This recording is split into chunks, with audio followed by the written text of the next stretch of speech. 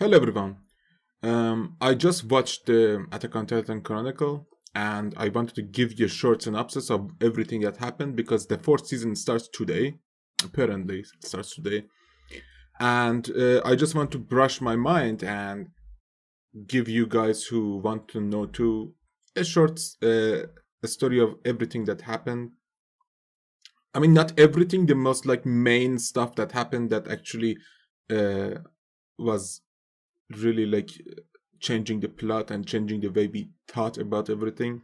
So, like after basically Battle of Tourist, Annie was basically apologizing about all the deaths, and Reiner said, "Let's just give him a good funeral." By when like Better was behind him as well, and that basically stood to me when I watched the Chronicle, because we know that they are Titans. They are basically the Titans who kind of started this whole thing. I mean, not started the things that we know in the first season. Um, then we have like in the second battle, like outside the walls. What was it called? The 57th exterior mission. Army did a smart move by manipulating Annie. At that point, he didn't know that, by bluffing that she killed Eren unknowingly, making her confused and gaining information about her identity and objectives. Now, that was weird because I didn't understand anything at all, but the suicidal bastard kind of stood to me after someone mentioned in the comment section that, oh, that is a nickname that Eren had between the scouts. Then Reiner did a smart move too by jumping on Annie's shoulder and giving her some information and basically carving a message in Annie's Titan form hand, giving him like the exact location of Eren and the fact that Eren is not dead. Now, he did that and he gave the impression that he's attacking her, fooling basically everyone, like me included. And the 57th like exterior mission failed because of wrong judgment that they had about basically Annie's powers. She wasn't a normal like Titan. She had powers. She had this ice shield hardening ability, some kind of like manual organic hardening ability that resulted in many dead, and especially like Levi's squad, Oro Petran, that it affected me emotionally so much, that one, because they built those characters in the previous episode, and it was just brutal. And that was the first time we actually saw Levi's insane skills in rescuing basically Eren. And Jesus Christ, like you have to watch it again. I mean, I really suggest you to watch the Chronicles because it basically wraps everything up and it gives you the whole story again. But holy shit, that was insane. The way he just goes, he's probably the fastest. He's probably the best. I mean, he is the best uh, Titan killer, human killer, even of the whole scout. But yeah,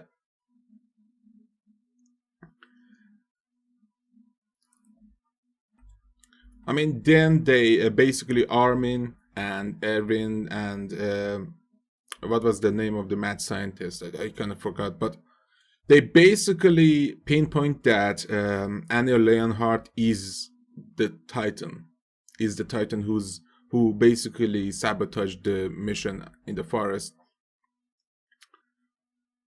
and they try to come up with a plan to capture her. Now, this kind of threw me off, and I think so many people had was a very bit confused too when Annie was like getting torn to pieces by Eren.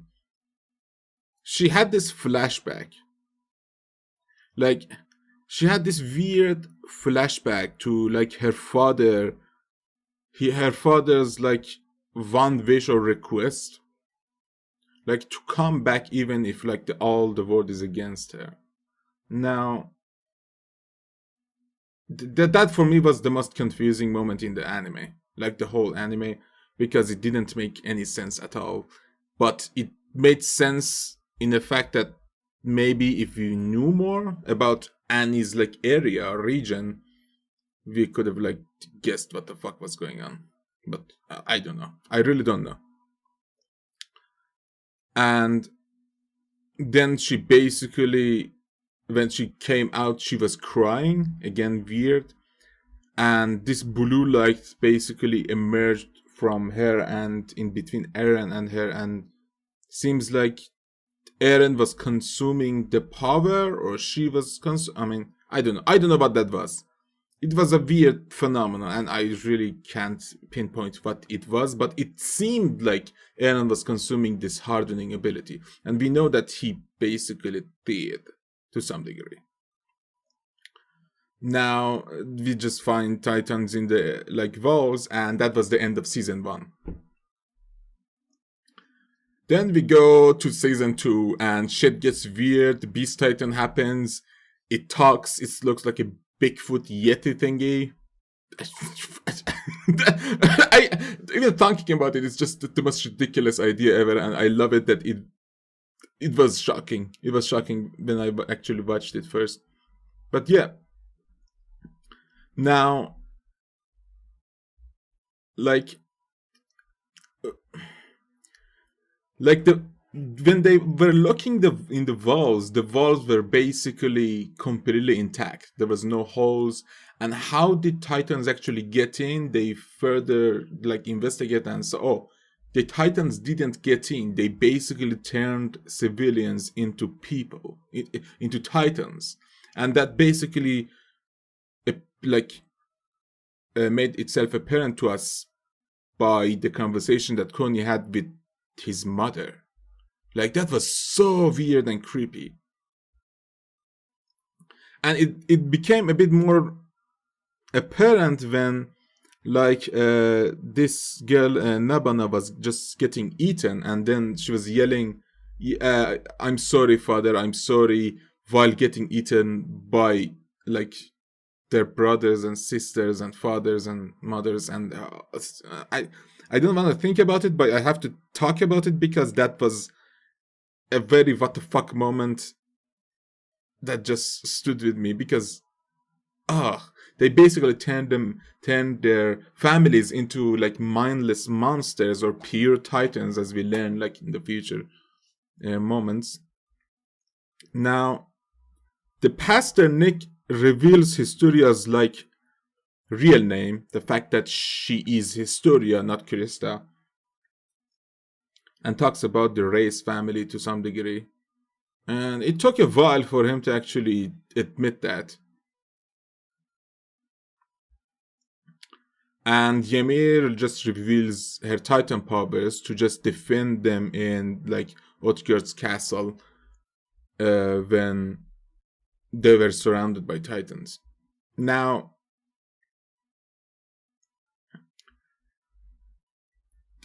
I mean, this was shown afterwards, or like in middle of the battle that they were having with Reiner and Bitterroot, but Hanj and Armin basically connected dots and said, oh, these two are from the same region area as Annie, so they might be Titans too.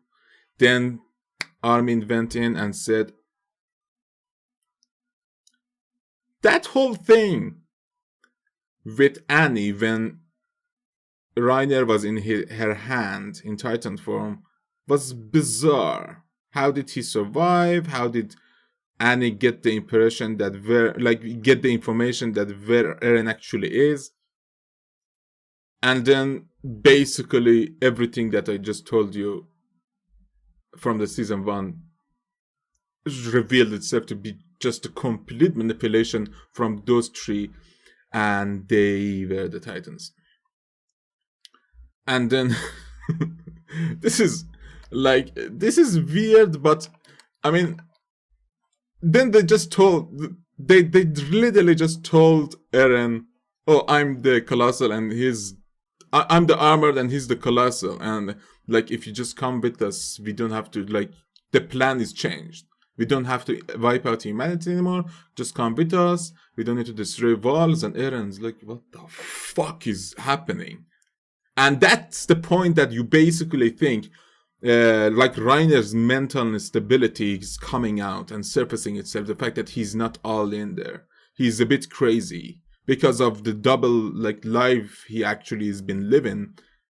He lost it, and Mikasa basically just jumps in, tries to tear them to shreds.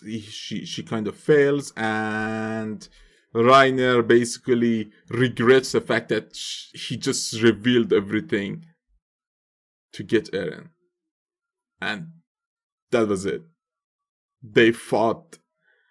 They fought a decent amount. Like Annie's trainings come into Eren's mind, and he basically is about to destroy Armored Titan. Then Bitterroot basically just swaps him. They take Annie and Eren and just run for it. Then we see. Then they just come to rescue Eren again, like literally every time. Now, this time we see some of Erwin's actual commanding skills. The fact that he has courage, he doesn't give a flying fuck. He's a commander and he's gonna command. While he's being half eaten, his hand is inside the Titan's like face. He literally is just yelling, "Advance, advance, save him out of there." And I mean, they get Eren out of Bitterroot's grasp, and then basically the Titan comes out of the smoke. Now, this Titan is the Titan, like the Titan. And if you guys know, I think she's Dina, the Jaeger's wife. Now that's a bit confusing because that is revealed later, but she's the person who ate Eren's mother and who basically started this extreme rage that Eren has against Titans. So shit goes out. Eren can't transform. I mean, the reason I think Eren can't transform is because like his mental breakdown. He has like trust issues because he trusted those two, and the like confusion that he has about Titans and humans. Because like I think the Titan power actually messes with your mind a decent amount. Then he basically produces the power when the Titan is actually coming and trying to hurt him and Mikasa. That is the power. That is basically the founding Titan power that just makes everything stop. It actually affects Eren, it affects Reiner, Bitterroot, and Ymir as well as all the like pure Titans who just attack. And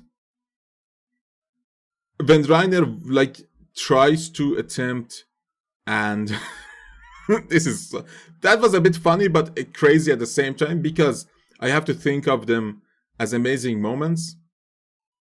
Reiner wants to get the power, so because he just doesn't want this power in the hands of Eren. Eren is extremely anti-Titan, and for fucking good reason. Then just Eren just commands the army of Titans to just go after them. Like, that basically changes everything. Changes the fact that Ymir thinks of life inside the walls. And then, like, they understand it to some degree. That, yeah, Titans are just humans. Literally. Then we go inside the city, we go inside the walls, we basically see how everything works. We see the politics, we see the corrupt government that is basically, I'm saying basically a lot because I'm trying to say the most basic way of things rather than just saying the profound bullshit. They put most of the budgets inside Vault Sina and military police to beautify it, to make it better. That is why I think the government is mostly corrupt. And the fact that the government is not a government is just a wrong king put into place when the actual royal blood is just in hiding. Historia and Reyes family, basically. But we see the corruption. We basically learn that this power in Reyes family, the royal blood, Historia is the descendant of royal family, as Nick mentioned. I mean, Nick didn't really mention that, but we learn a bit more. And Erwin, with the mind to put royal family in power again, starts a coup with Zachariah and reveals that he has kind of a dream. Now, the dream comes later in the show. The dream of Erwin is basically learning the truth and being there to learn it. That's his dream. We know a bit more about how Titans actually work, especially how pure Titans gain consciousness and basically gain power by eating another humanoid Titan. Like person with a human that can transform. If pure Titan eats that, they become a human that can transform. That's it, basically. And they gain the power that they had to, like the hardening, the Beast Titan, Colossal Titan, Armor Titan, all of that. And it's like, that's a bit ironic, but again, very sick, but a very good plot point as well. Now, Historia's father at this point reveals everything, at least to some degree, to the point that he believes in, because he really believes in what he's saying. The fact that they wanted to wipe people's memory, and by putting the fear of no human in the outer walls and no other, just Titans, they wanted to rule over people. And with that mentality, he revealed that all other families of Reyes basically got killed and eaten by Jaeger. At that point, Eren was broken down, because the reason he thought the reason he couldn't really master this power and master the Titan power is because he's not royal blood, so he was useless in his own mind. And when Historia rejected Reyes's bullshit attempt, if it didn't work so far, why would you think it's gonna work again? It's not going to work. Ruling these people inside the walls with fear of Titans and wiping their memories again and altering their memories is just stupid. So she just tried to live for herself rather for other people, something that she and Ymir basically talked about a lot. And that is the stopping point for her, and she just goes to help Eren. Now Eren is broken down. She's just not even Eren anymore. She's just a mess of doubt, confusion, trust issue, depression. What changes that is the fact that let me see the names, because the names are really important in this case. Now after give me a second.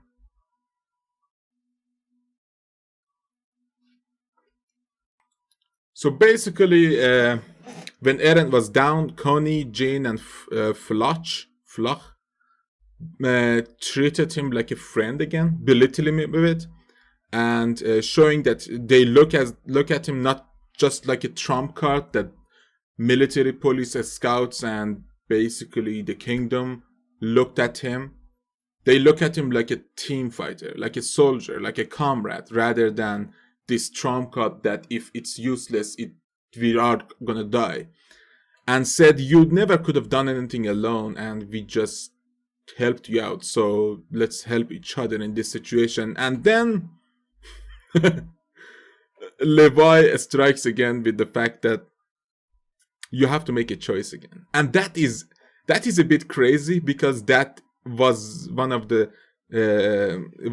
Eren's regrets, the fact that he couldn't make a choice that basically got Levi's squad killed, and that took a toll on him.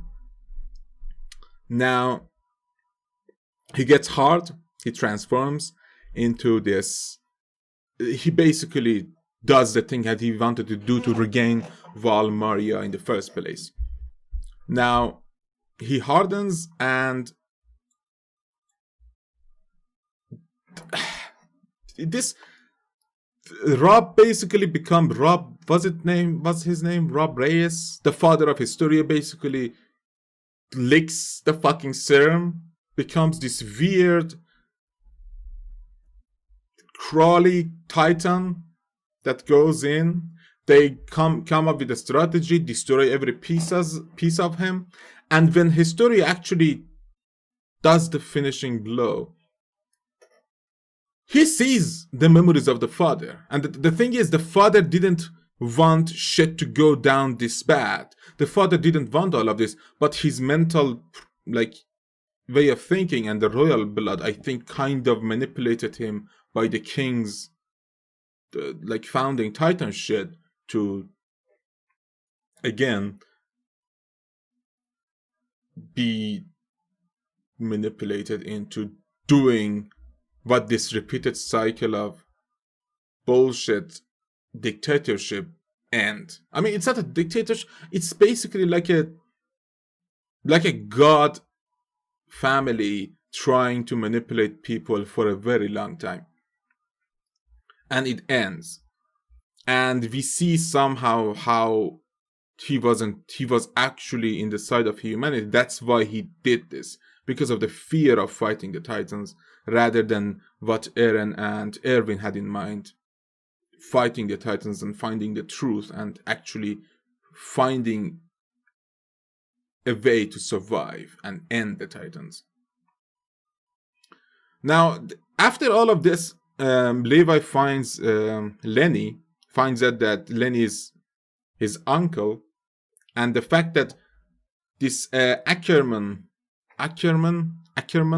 family line actually were very opposing of King, opposing of this very corrupt government, and all of that, and they were hired as mercenaries to some degree because of that. Because at the end of the day, if the corrupt king is there and the royal king is in hiding, who are you going to, like, help as a mercenary? The royal family, because they're the underdogs and they're going to, like, give you some shit to actually do it. Now, I still don't understand completely well why Lenny did it, but again, he made a very good, like, he had a very good conversation with Levi. The fact that everyone, literally everyone you see, is a slave to something. To something. Power, freedom, savior, something is, like, driving them. Basically, cult people is like ambition to do something, to some degree, them being a slave to that feeling, to that ambition, to that goal. Now, I kind of agree with that, but I agree with it in, like, a very good way, because it's different based on the way your morality works, your sense of morality. It's very different. I mean, I kind of agree with some of the people in this show so much that it's weird. It causes this conflict that they're both right, but in this case, I kind of want humanity to win by the basic of what they believe toward Levi, Erwin, and Historia rather than from this weird kingdom that didn't work for any of us, any of them. They didn't have peace. They never had peace. But yeah. And then they go in. They go in. Erwin leads the last charge of insanity, um, and it basically instructs Levi to kill the Beast Titan when they want to take Val Maria. And it was the most epic charge I've seen, as Levi was again going. This is my opinion. Levi, that was probably the most badass things I've seen ever. When the Beast Titan's surprise was, what the fuck is it? And before he actually could do anything and react, Levi was chopping him down, tearing him apart, and got him out in manner of seconds or minutes. It looked like seconds because it was so good and well done. But yeah, we saw again how Levi is the best of the best. That's why he's Levi. And in the main Val, we saw the courage that Armin shows in the fact that he's ready to give his life, his heart, to save the city, to save the district, to save Val, the Val Maria.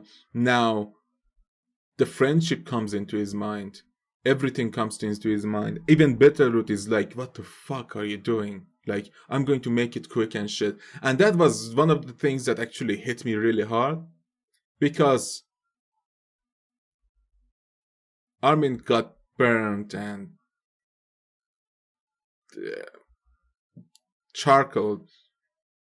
Yet, afterwards, when they had the possibility to save him, it was weird. It got weird real quick.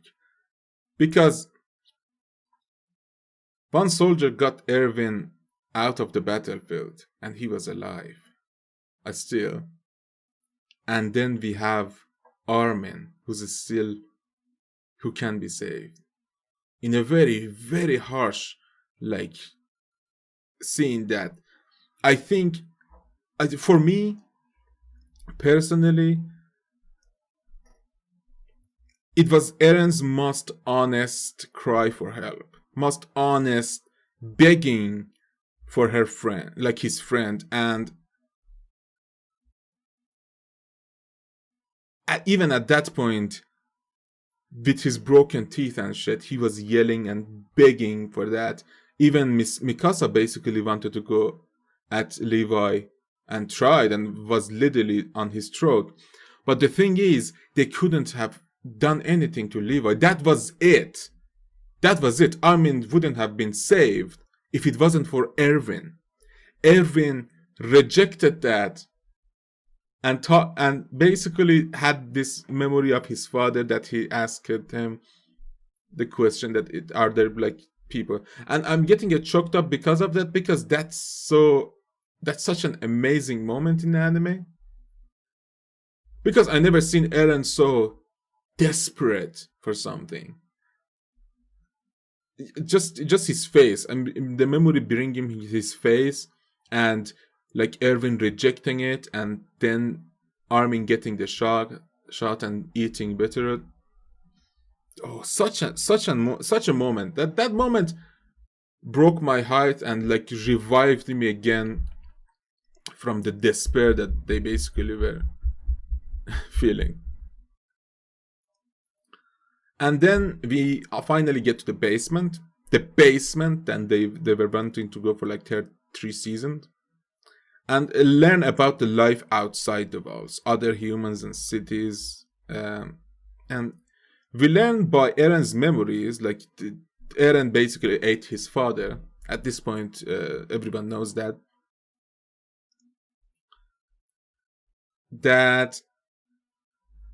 info that is inside the basement, and including what Eren learns and knows. This reveals afterwards that Eren is remembering shit inside the prison for disobedience against Levi's orders. But we learn about Eldian and their way of living.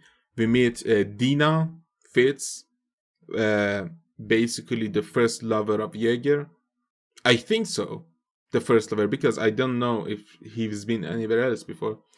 But Dina Fitz is, as you know it, and as I'm going to tell you, the Titan that ate Eren's mother. That's ironic and sick at the same time, but this show has so many sick shit in it.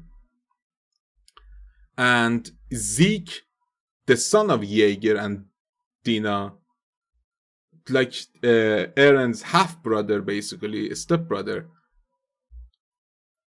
is the Beast Titan. And she basically, because Jaeger put so much effort into preparing Zeke for a revolution and anti-government strategies,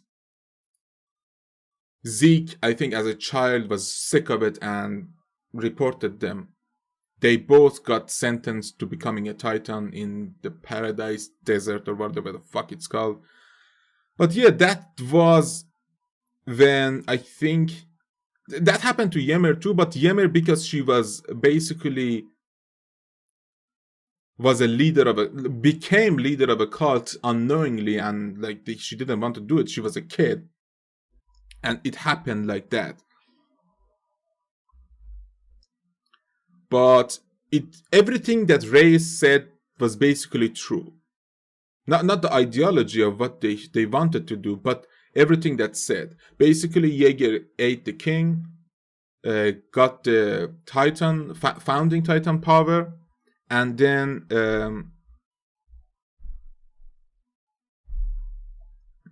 he basically... Oh man, this is weird. Like, Don Reyes was like saying the truth, but in the wrong direction. But Eren's father did what Owl told him to do. Like, ate the king to give founding father to Eren. That's a weird scenario. And the fact that Owl knows about the names of Armin, Mikasa, and Eren is really bizarre. Don't you think? Isn't that bizarre? How did he have those memories? Unless a Titan in any of them knew, had a future reading ability, knowing about the future wasn't any Titan's power, as far as I know. Knowing about the memories of future might be, but none of those Titans experience something like that. I don't know how time works in Titan brain. I don't know. I don't know about that. That was weird. Confusing a bit. And then Eren figures out how did he actually manifested the Titan power, especially the founding Titan power, without having the royal blood. And that again was such a huge plot point. The fact that he touched Dina Fitz. She had royal blood. So that's why she manifested the founding Titan, and everyone jumped at Reiner and Bitterroot in the fight.